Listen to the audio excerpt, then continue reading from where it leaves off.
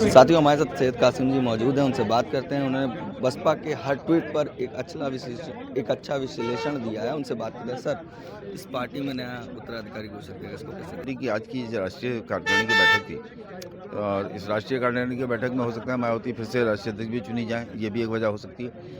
लेकिन साथ साथ में जो आकाश आनंद को आज इन्होंने अपना उत्तराधिकारी घोषित किया, तो ये सब मानते थे कि आकाश ही उत्तराधिकारी होंगे, लेकिन घोषणा उन्होंने नहीं की थी। ये कहती थी मुझसे छोटा होगा और युवा होगा, इस तरह की बातें करती थी। एक चीज़ तो ये बहुत ही बड़ी खबर है, और दूसरी चीज़ ये है कि आकाश आनंद को उन्होंने पूरे देश का प्रभार दे दिया। तो अब कहीं रामजी गौतम, कहीं डॉक्टर अशोक सिद्धार्थ, कहीं कोई जो था वो चीज़ खत्म होगी। तो आकाश आनंद के हाथ में कंट्रोल आएगा।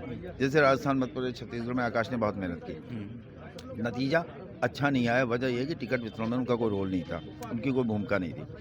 अब उस भूमिका में भी आकाश आनंद नजर आएंगे, एक बात। दूसरी चीज़ ये है कि आकाश आनंद को उत्तर प्रदेश और उत्तराखंड नहीं दिया है, वो मायावती ने अपने पास रखा है। अब उत्तर प्रदेश और उत्तराखंड को आप देखिएगा तो यहाँ कोई प्रभारी नहीं है। अच्छा, जैसे आप देखिए कोई प्रभारी नहीं है। उत्तर प्रदेश मायावती देखती हैं, उत्तराखंड मायावती देखती हैं, स्टेट का कोई प्रभारी नहीं है। इसी तरह से राजस्थान और तमाम राज्य देश के जहाँ बहुजन समाज पार्टी है, वहाँ आकाश आनंद होंगे, वही प्रभारी होंगे और वही वहाँ के फैसले लेंगे। आकाश आनंद की ये घोषणा के साथ साथ आज की इस बैठक से एक खबर और निकल के आती है कि उन्होंने किताबों का बोझ कम किया। अच्छा, तो अगर ऐसा होता है तो फिर मायावती को गठबंधन में जाने की ज़रूरत नहीं होगी। गठबंधन में ज़रूरत इसलिए पड़ रही थी कि उनके पास किताबों का बोझ बहुत था, लोकसभा के प्रत्याशी नहीं मिलते। ऐसी स्थिति में जब किताबों का बोझ कम होगा तो अच्छे प्रत्याशी मिलेंगे, सभी समाज के मिलेंगे। पिछड़ा समाज के लोग लड़ना चाहते हैं बहुजन समाज पार्टी से, लेकिन उनके पास किताबें नहीं होती थी। उस चीज़ से बहुजन समाज पार्टी हल्की हो जाएगी और ये एक बहुत ही मतलब क्रांतिकारी फैसला होगा। जिस तरह से आकाश आनंद को बनाया गया है, क्या इसके बाद यूथ भी दिखेंगे क्या प्रत्याशी के रूप में? देखिए, यूथ तो बहुजन समाज पार्टी में ऐसे भी है। युवा बहुजन समाज पार्टी में अगर आप अभी मीटिंग से जब निकलते हुए लोग देखेंगे तो आपको आधे से ज़्यादा युवा दिखाई देंगे। तो युवाओं में चंद्रशेखर का जो बन रहा था, तो वो हम लोग हमेशा कहते थे कि चंद्रशेखर इसको नहीं चला पाएंगे, और वो चीज़ हुई। और आप देखेंगे कि आकाश आनंद की वजह से वो और मजबूती आएगी, और आकाश का जो कनेक्टिंग पावर है वो बड़ा मजबूत है। युवाओं से गले लग जाना, महिलाओं के पैर छू लेना, बुजुर्गों के पैर छू लेना, ये चीज़ आकाश को अलग करती है। और मायावती से जो लोग मिलना चाहते थे नहीं मिल पाते थे, अब वो कम से कम आकाश आनंद से मिलकर पार्टी की ज्वाइनिंग हो या पार्टी के बारे में कोई बात हो, वो आसानी से कर सकते हैं। ये भी एक क्रांतिकारी फैसला है बहुजन समाज पार्टी। हाल ही में महाराष्ट्र में एक उन्होंने स्पीच दी, उसमें कहा था पार्टी में काफ़ी लोग काम नहीं कर रहे हैं, कुछ गलत गतिविधियां भी चल रही कुछ लोगों को, उसमें दानिश अली को बाहर निकाला, उसको कैसे? दानिश अली पार्टी के कोई नेता नहीं थे। दानिश अली एक सांसद थे, और 10 में से मैं तो हमेशा कहता हूँ 9 सांसद बहुजन समाज पार्टी के से न रहेंगे न टिकट पाएंगे।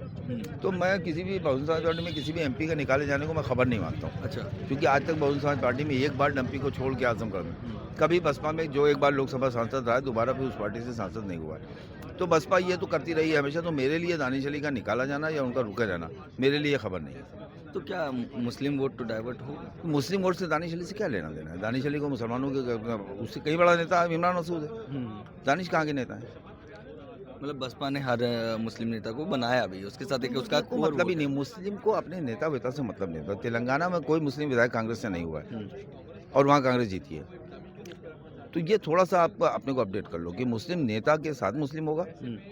इस देश का मुसलमान मुसलमानों से ज़्यादा गैर मुस्लिम को अपना नेता मानता है। तो 24 के चुनाव में क्या देखते हैं? 24 के चुनाव में आज पूरा आने दीजिए क्या होता है, क्या फैसला अंदर हुआ है।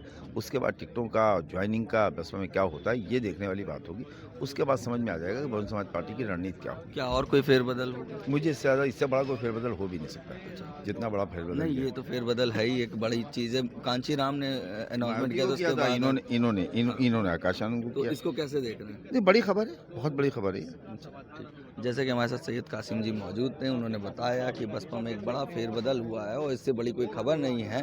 मुस्लिम वोट पे जो बोला सैयद कासिम जी ने, उन्होंने कहा कि कोई मुस्लिम वोट किसी नेता के साथ नहीं रुका रहा है। हमेशा मुस्लिम वोट अपनी जो बसपा की कोर कमेटी में रहा है, वो वोट उनके साथ आज भी है, बसपा के साथ वो वोट नहीं गया है। दानिश अली एक नेता रहे हैं, वो MP रहे हैं, उससे बढ़कर उनका कोई वजूद नहीं रहा है। बाकी बने सर, जिस तरीके से जो अंदर बैठक में हुआ उसको लेकर आप क्या कुछ कहना है? आकाश आनंद को आपको और ज़्यादा शक्ति मिली, आने वाले दिनों में और अच्छा होगा। सर, युवाओं को जिस तरीके से गैप था कि एक यंग लीडर चाहिए, तो उससे क्या इम्पैक्ट पड़ेगा आने वाले? जरूर पड़ेगा भाई, जरूर पड़ेगा। आने वाले दिनों में युवा और ज़्यादा तेज़ी से और ज़्यादा भारी संख्या में जरूर पार्टी से जुड़ेंगे। तो क्या लगता है आकाश आनंद वो जिम्मेदारियों को निभा सकेंगे क्या? अरे जरूर भाई जरूर, बहन जी ऐसे थोड़ी सर इतना बड़ा दिन है आज, आकाश आनंद जी को जिम्मेदारी दी गई, उसको कैसे देखें? बहुत अच्छा लगा, बहुत ही हमें उज्जवल भविष्य की कामना करते हैं उनके हम, और बहुत आगे मूवमेंट लेके जाएं, यही हम सबकी ख्वाहिश भी है। और मैंने भैया जो उम्मीद के साथ में जो जिम्मेदारी दी है और उस उम्मीद को खरा उतरे, बहुत आगे बढ़े हम सब उनके साथ में। आपको महाराष्ट्र संभालने को देगा, अब कैसा होगा? महाराष्ट्र में भी हमको आज अच्छा लगा कि महाराष्ट्र भी बाबा साहब की कर्मभूमि है, जन्मभूमि भी है, मानवर कांशीराम साहब की कर्मभूमि भी है, तो उस धरती पे फिर मौका मिला है, तो हमें उम्मीद है कि कहीं ना कहीं उस कार्य में पूरा ताकत लगाएंगे। युवाओं को क्या देखते हैं? क्या युवा? मैं युवाओं से बड़ा आशान्वित हूँ कि वो खुद आएँ और मूवमेंट में अनुशासन में रह करके काम करें और बड़ी से बड़ी जिम्मेदारी तक आगे पहुँचें। जिम्मेदारी दी गई, इस पे क्या? बहुजन समाज पार्टी की राष्ट्रीय अध्यक्षा पूर्व मुख्यमंत्री माननीय बहन कुमारी मायावती जी, जिनको मान्यवर साहब काशीराम जी ने बहुजन आंदोलन के लिए, फूले शाहू अम्बेडकरी आंदोलन के लिए इस देश में बागडोर दी थी, क्योंकि मान्यवर साहब काशीराम जी ये कहा करते थे कि बाबा साहब अम्बेडकर जब इस दुनिया से गए तो वो दो कमियां थी जो रही। एक, बाबा साहब अम्बेडकर 6 जातियों में जा पाए, जबकि जातियां बहुजन समाज की 6000 से ज़्यादा हैं। दूसरा, बाबा साहब अम्बेडकर के जाने के बाद उनको चुलाने के लिए कोई उस समय उनका जो चलाने वाला कोई लोग थे वो नहीं हम मूवमेंट को दे पाए अपने जाने के बाद।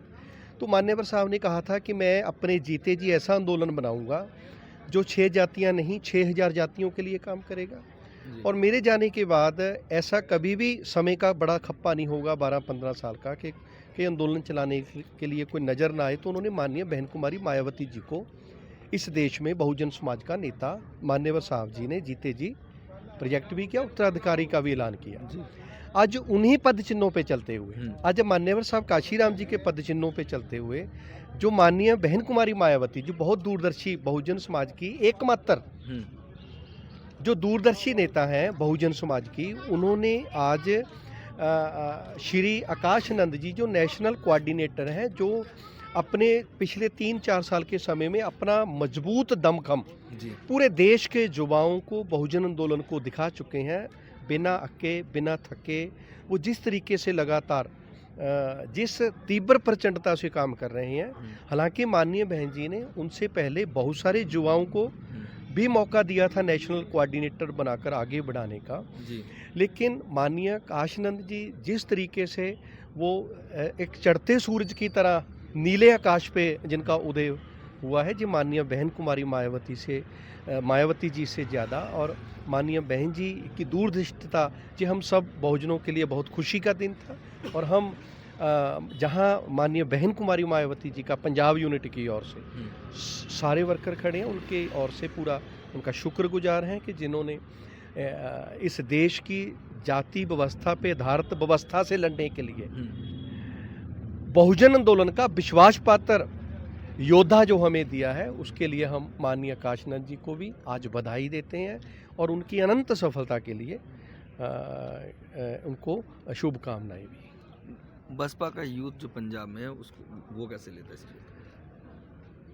बहुजन समाज पार्टी का एक केडर है जी, उस केडर में सभी उम्र के लोगों से मिलकर वो केडर बनता है, और वो केडर माननीय साहब काशीराम जी के आदेशों के अनुरूप माननीय बहन जी के साथ खड़ा है, माननीय बहन जी के हर निकले हुए जुबान से हर शब्दों के साथ खड़ा है। जो माननीय बहन जी कहेगी वो केडर उसको वो तो देवी मानता है, उसको एक्सेप्ट करेगा। 24 के चुनाव अच्छा लग रहा है हाँ, और पूरी जिम्मेदारी आपके लिए जो जोश खरोश के साथ सब लोग एक साथ काम करेंगे। आप लोगों का बहुत बहुत आभार, बधाई नहीं आपके सहयोग के लिए। इस बार क्या यूथ जो आइकन बने हैं आकाश आनंद, क्या वोट में और इलेक्शन में जो सिलेक्शन होगी, जो कमेटी तैयार की जाएगी, जो चुनाव लड़ेंगे, वो उसमें यूथ आइकन होंगे? अब साथ में उनके काम करके देखा जाएगा। अभी आज तो बहन जी ने आदेश किया है और सब लोग तन मन धन से लग करके उनके हाथों को मजबूत करेंगे और आपको कोशिश करेंगे कि आपके चेहरे में खुशी आए, आप उनको बधाई दें। बड़ा तगड़े से काम हो रहे हैं यहाँ। बहुत खुश लग रहे हैं। क्या इस दिन बहुत बड़ा दिन माना जा रहा है, कैसे देखते हैं आकाश आनंद को उत्तराधिकारी घोषित किया गया? देखिए, एक तो आकाश आनंद जी को जिस सादगी से आज उनका ये हुआ उत्तराधिकारी के पद पर घोषणा हुआ, ये बहुजन समाज पार्टी के लिए एक बहुत बड़ा दिन है।